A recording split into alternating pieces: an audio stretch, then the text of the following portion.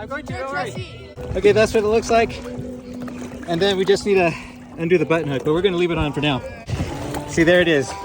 It's the button hook just like that. Let's go, This video is for Tim. Tim has 2 paddle boards and 2 inner tubes that he likes to tie together as he paddles with his family to wherever they're going on the water. So he needs a way to quickly link into the shackles and the webbing loops, but at the same time, he needs to be able to undo it. Start out with the end of your rope and roll it towards you once, roll it towards you twice. Now the standing end that you see through this window, we're going to pull it up and then we're going to pull everything tight. Okay, just pull that nice and tight as you can get it. Now I'm going to take this end here, I'm going to push it up in between the 2 arms of this loop, and then I'm going to collapse everything down. There we go. You just want to make sure this is long enough so it doesn't slip out. And if you look at the knot that we get, you can see that it's a trefoil. Basically, you have 3 strands that are going around the diameter of the rope. Nice and equal. It really expands the diameter so it doesn't slip out of the button hook we're about to make.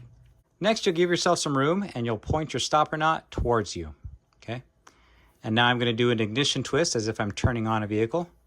There we go. And this loop here, I'm going to tie in a figure 8 knot. So I'm going to go around the back. I'm going to fold over the front and then back through this window down below. Okay.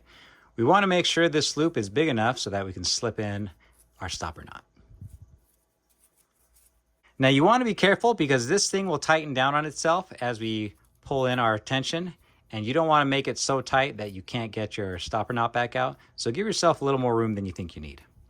And to do that, I'm just going to introduce a little more slack from the standing end, and I'm just going to chase it around.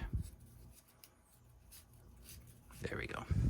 Now the idea is you'll just go through your shackle and then you'll place your stopper knot through.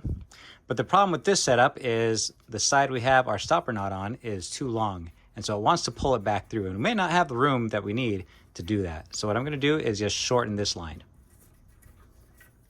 Okay. I'm going to do about half. There we go.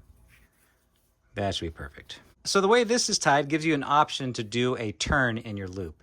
So what I'll do is I'll just pull in a twist, bring it down, and this is where I'll pass my button through, right there. Okay. And you'll see as I pull this rope, the turns collapse around and it's not going to let it free. Now again, remember I'm using Paramax, so this is a lot bigger than paracord would be. But if you can get your stopper knot through your shackle or your webbing loop, that would be ideal because then you can just pass it through the small buttonhole and then this is what it looks like. You would bring this down as much as you need to make it as secure as you want. But this will work just fine. I used it between 2 rafts and it was perfect. And then on this setup where you have the small loop and the long tail, you could also take a bite and pass it through and then run that through your smaller loop, and then this knot goes through that. There you go. That's definitely not going to go anywhere. Now the benefit with this method is it creates a lot of extra slack, so when you want to undo it, you'll just pull your stopper knot, get that slack, and then you just pull everything free. Here that is one more time. I create my bite, pass it through my shackle or my webbing loop. I'll pass that through and then do the button hook. There we go. There's what it looks like close up. And when you want to release it, you'll pull on your stopper knot. You'll bring it out so that you create a hole that you can pass right back through, and then just pull.